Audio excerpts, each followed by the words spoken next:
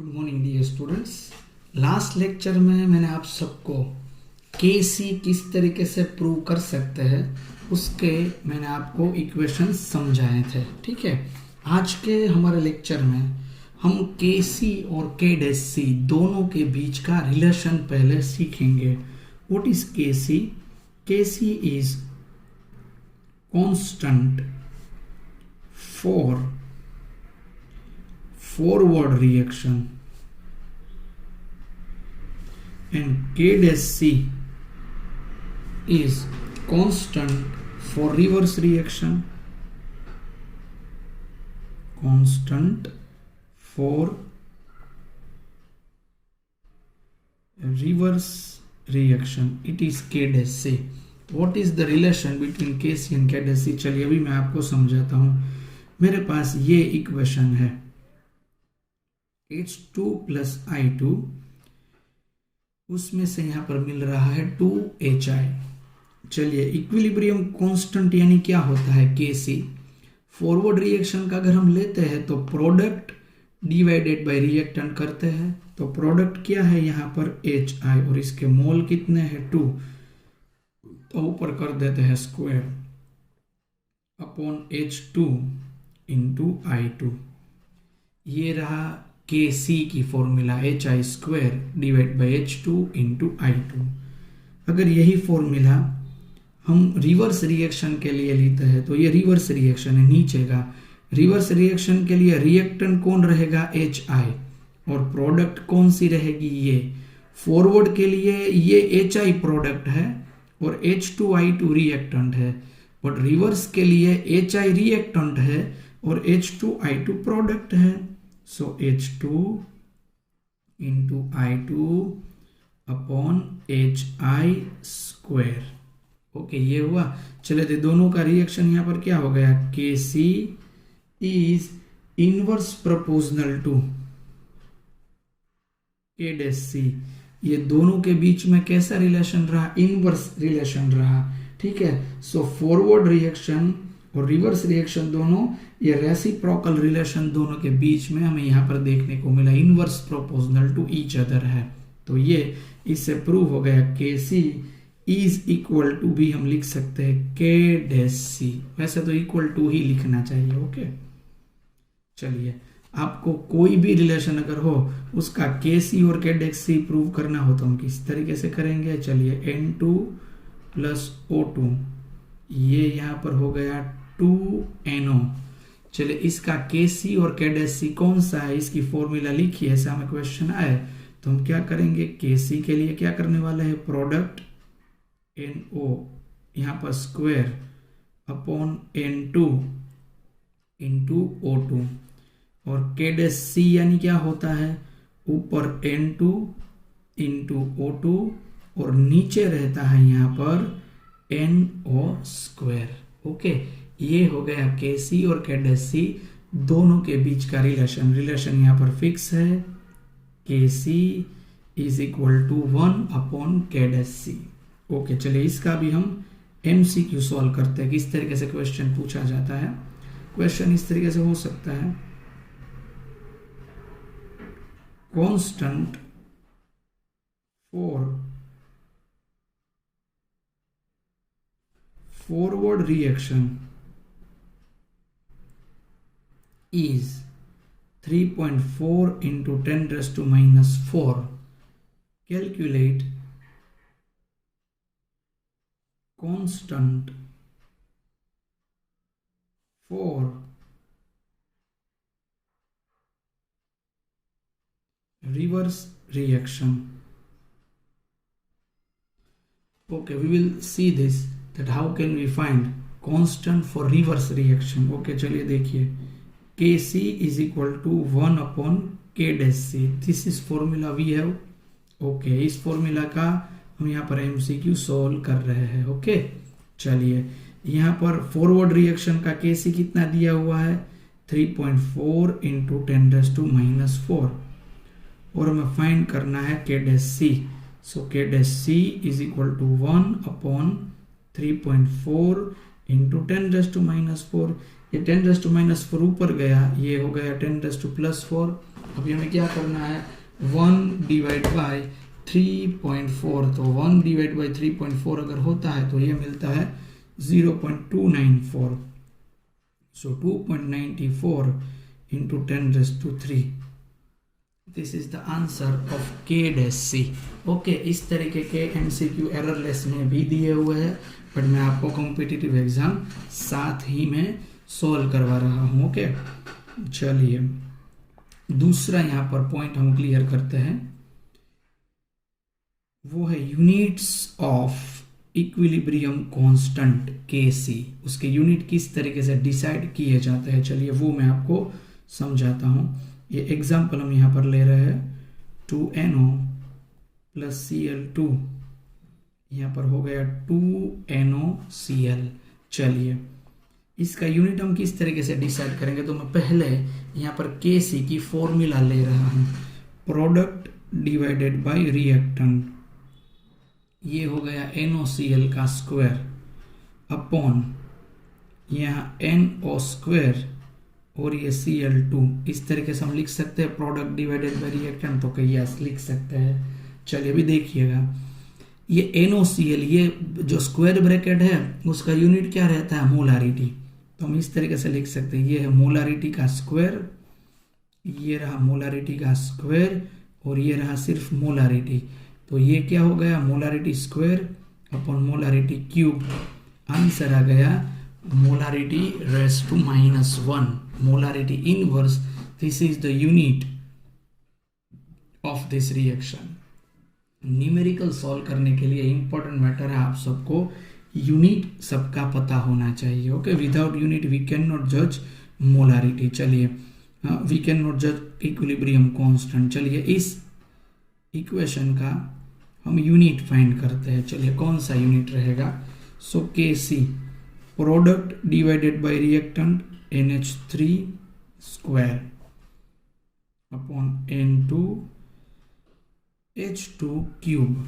चलिए यहाँ per unit कौन सा रहा, ये रहा मोलारिटी स्क्वायर अपॉन में ये रहा यहाँ पर मोलारिटी और ये रहा molarity cube m cube. So m square m⁻⁴ and our answer is m⁻⁻2 inverse 2, that is the unit of this reaction। समझ में आया आप सबको। चलिए इस तरीके का रिएक्शन का यूनिट क्या होता है वो भी हम यहाँ पर प्रैक्टिस करते हैं। H2 + Cl2 2HCl। चलिए इसका unit Kc product divided by reactant. यहाँ पर ये रहा मोलारिटी स्क्वायर, ये नीचे भी मोलारिटी स्क्वायर, ये हो गया यूनिटलेस। इसका यहाँ पर यूनिट नहीं आ रहा है, अगर यूनिट नहीं आ रहा है तो कोई बात नहीं, यूनिटलेस हो जाएगा ये, बट आप सबको यूनिट का प्रूफ आना चाहिए। ओके, तो जो भी यहाँ पर हमने लास्ट सेशन में पॉइंट क्लियर किए हुए थे उसके भी हम यहाँ पर यूनिट्स यहाँ पर तय कर रहे हैं। ओके, चलिए थर्ड सेशन में अभी हम न्यूमेरिकल सेक्शन में आगे बढ़ते हैं। ओके, चलिए न्यूमेरिकल में मैं आपके साथ शेयर कर रहा हूँ टेक्स्ट बुक का प्रॉब्लम नंबर 7.1। ध्यान से प्रॉब्लम 7.1 को हम यहाँ पर सॉल्व करते हैं, देखिएगा। चलिए प्रॉब्लम नंबर 7.1 में एंटर हो जाइएगा, टेक्स्ट बुक ले लीजिएगा, NCERT हमारी टेक्स्ट बुक ले लेंगे आप सब लोग। 500 केल्विन टेम्परेचर यहाँ पर दिया हुआ है और N2 और H2 में से एमोनिया बन रहा है, ऐसा क्वेश्चन में बोला गया है। N2 का कॉन्सेंट्रेशन दिया हुआ है, क्या दिया हुआ है, 1.5 × 10⁻² मोलर। H2 दिया गया है 3 × 10⁻² मोलर और NH3 यहाँ पर दिया गया है वो है 1.2 × 10⁻² मोलर। अभी हमें क्या यहाँ पर फाइंड करना है, Kc हमें यहाँ पर फाइंड करना है, ऐसा क्वेश्चन में दिया गया है। अमोनिया बनाने के लिए कौन सी फॉर्मूला का यूज होगा ये हम सबको मालूम है, ये रहेगी वो formula, N2 + 3H2 gives us 2 mole of NH3। Kc यानी किस तरीके से फाइंड करेंगे, product NH3 square divided by reactant N2 और H2 क्यूब। ओके, चलिए NH3 क्या है यहाँ पर 1.2 इंटू 10⁻², ये हो गया उसका स्क्वायर, अपॉन N2 ये 1.5 इंटू 10⁻², और H2 क्यूब ये हो गया 3 इंटू 10⁻² का क्यूब। चलिए उसका किस तरीके से सॉल्यूशन होगा, ये जो पावर में ऊपर यहाँ पर स्क्वायर है तो ये हो गया 10⁻⁴, 1.2 का स्क्वायर यहाँ पर है 1.44, ये -2 का क्यूब होगा -8, और ये -2 ये हो गया -10, और ये 3 का क्यूब हो गया 27 इंटू यहाँ पर करना है 1.5, ये रह गया यहाँ पर 40.5। इसका जो भी सॉल्यूशन होगा, ये -4 ऊपर चला गया, -10 ऊपर गया, +10, 10 में से 4 गए, ये बचे 6, वो भी आपको 1.44 डिवाइड बाई करना है 40.5, आंसर आ गया 0.035। So the final answer is 3.5 into 10⁻⁴।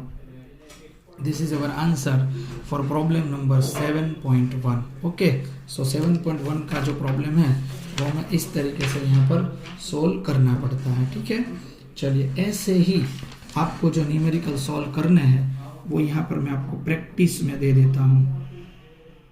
Means आज का आपका जो साथ में होमवर्क भी रहने वाला है वो कौन सा रहेगा, तो प्रॉब्लम नंबर 7.2।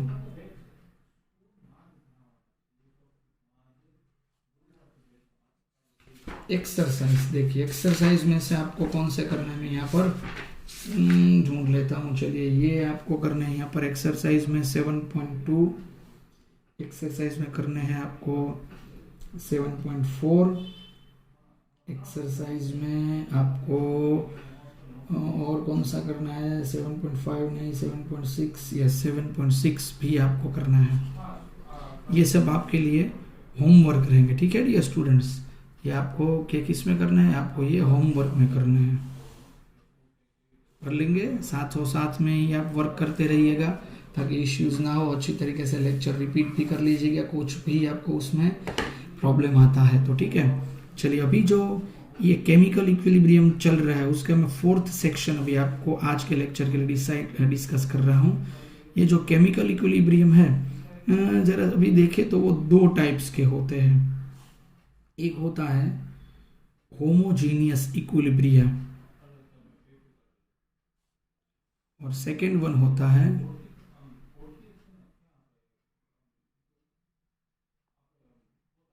हीट्रोजीनियस इक्विलिब्रियम। होमोजीनियस और हीट्रोजीनियस 2 टाइप के इक्विलिब्रियम यहां पर होते हैं। होमोजीनियस में क्या होता है देखिएगा, physical state of reactant and product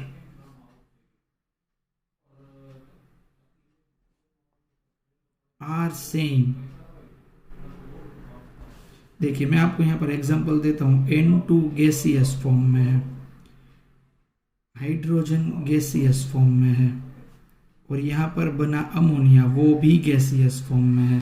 तो अगर सभी की फिजिकल स्टेट यहां पर सेम रहती है तो वो होमोजीनियस इक्विलिब्रियम होता है, और अगर जो अलग अलग रहती है तो वो हीट्रोजीनियस इक्विलिब्रियम यहां पर होता है।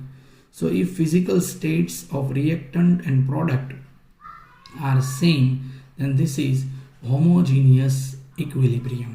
समझ सकते हैं आप। आपको दूसरा एग्जांपल भी दे सकता हूं, यहां पर गैस ही हो ऐसा जरूरी नहीं है।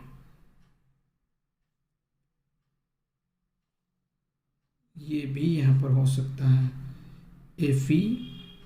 FeSCN2+ aqueous. तो एक्वियस फिजिकल स्टेट सभी लिक्विड फॉर्म में यहाँ पर रही तो इसको भी बोल सकते हैं होमोजीनियस इक्विलिब्रियम। बट अगर हीट्रोजीनियस इक्विलिब्रियम होता है तो उसका केमिकल रिएक्शन हम किस तरीके से कर सकते हैं, उसका इक्विलिब्रियम कांस्टेंट हम कैसे फाइंड कर सकते हैं, ये हमें डिफरेंट तरीका यहाँ पर सोचना पड़ेगा। तो उस डिफरेंट तरीके को हम यहाँ पर आगे समझेंगे उसके बाद कई ऐसे न्यूमेरिकल्स हैं जिसको हम आगे बढ़कर समझेंगे, क्योंकि वो बहुत ही बेहतरीन न्यूमेरिकल्स रहेंगे और बहुत ही अच्छी तरीके से हमें आगे पढ़ना पड़ेगा। सो आगे का जो हमारा लेक्चर रहने वाला है वो प्योर न्यूमेरिकल बेस्ड लेक्चर है, बट आज के लिए मैंने आपको शॉर्टकट फॉर्म में कितना ही कॉन्सेप्ट करवा दिया है, अच्छी तरीके से आप सबको ये ध्यान में रखना पड़ेगा, ठीक है। So thank you dear students for today's important lecture of equilibrium.